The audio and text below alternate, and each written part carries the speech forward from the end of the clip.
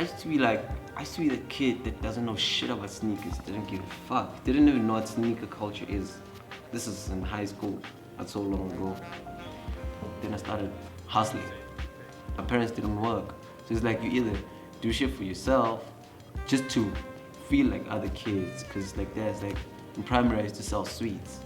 But I was like hustling shit, you know, I was like still selling the sweets and shit. I mean, once that happens to you, you can't stop, it's like a drug. Once you figure out how to make money.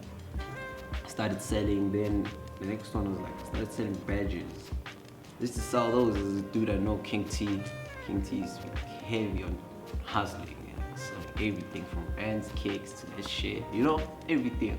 Spoke to King T, he gave me those for like 50 bucks, no 70 rand for 50 of them. I sold them for 5 rands. And you know, I made like fair share, you know, of money. That's when like, you know, I started making money. I was like, damn, you know, I could go get a nice haircut, do escalating cut, swag on these motherfuckers, you know, buy Vans kicks. That's my first shit. That's my first kicks I bought. Vans kicks. I remember the first time I bought them, I had like 290 exactly, but I had to catch a taxi home. I'm like, yo man, I want those though. Can I get a discount? He's like, how much you got? I'm like, 290. No, I said 270 because I was even hungry. I wanted to, you know, buy something with it after 10 bucks. He's like, nah.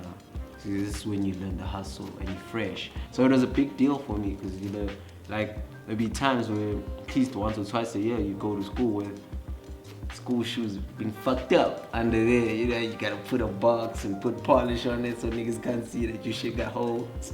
So having to afford more than 2 pairs of shoes and having like 4 pairs, that's a fucking big deal, you know?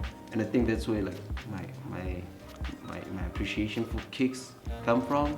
Like when you never really had kicks, like you only had 1 or 2 pairs and your niggas are shitting on you.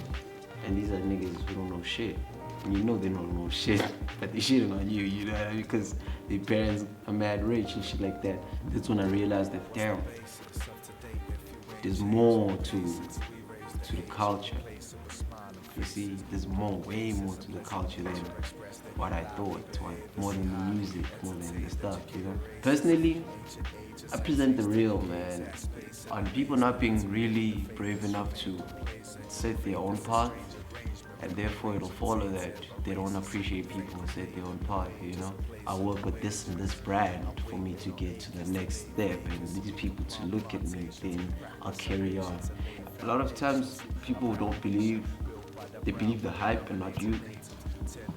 So they pretend, they step up in a room and they see everybody showing you love, and they're like, who's this kid, you know? Some people don't understand simply because they've never done anything by themselves, you know, and I can't blame them.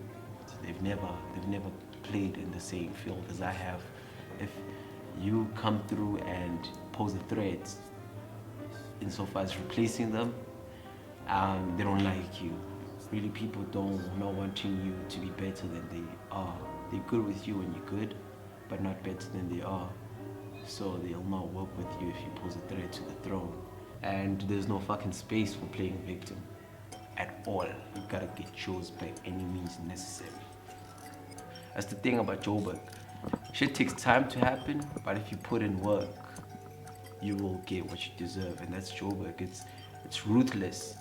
At the same time, it's very fair. If you're a dude that works your ass off in Joburg, eventually, by some miracle sometimes, shit will happen for you, you know what I mean? And that's just Joburg, the way I see it. It really gives you what you deserve in good time. You will get what you deserve in Joburg. That's the thing about this. That's what I love about the city. As time passes, certain things make more sense. Now everything I do has greater value. And it comes with growing, man. As you grow, things you do are not only about the cool anymore. Yes, they present themselves as the cool, but they got more meaning right now. They're more than about you, they're more about a community right now. And I still do a lot of things because they feel right now. There is a greater goal, and right now, the greater goal is independence. For me, for most, because it starts with me, right? We can do it. We can do it. I feel like I'm one of the very few that have the opportunities that I have. You got these opportunities for a certain reason, and it's bigger than me. So that's my thing, man. It's independence for us to own culture. Doesn't happen overnight. You must be patient on how we do it. People I work with should be independent. We should make our own money at a young age and be really young winners. Like we need to clothe ourselves.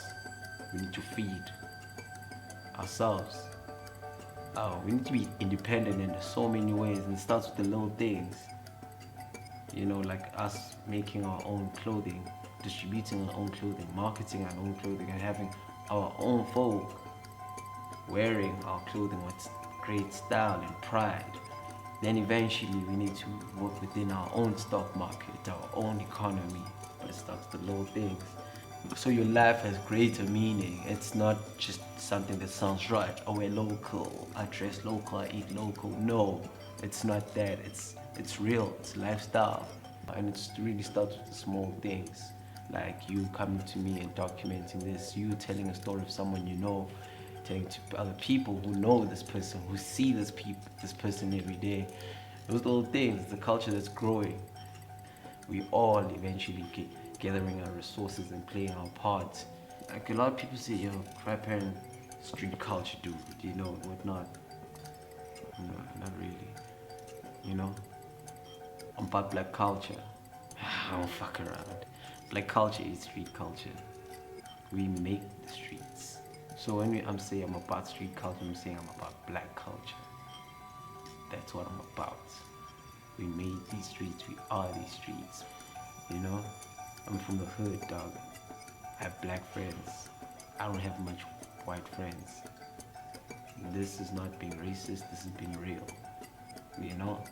So I don't know much about white culture, white street culture. There is white street culture. I don't know much about it. I'm learning about it now, but I'm not about it. I know more vibrance in black culture.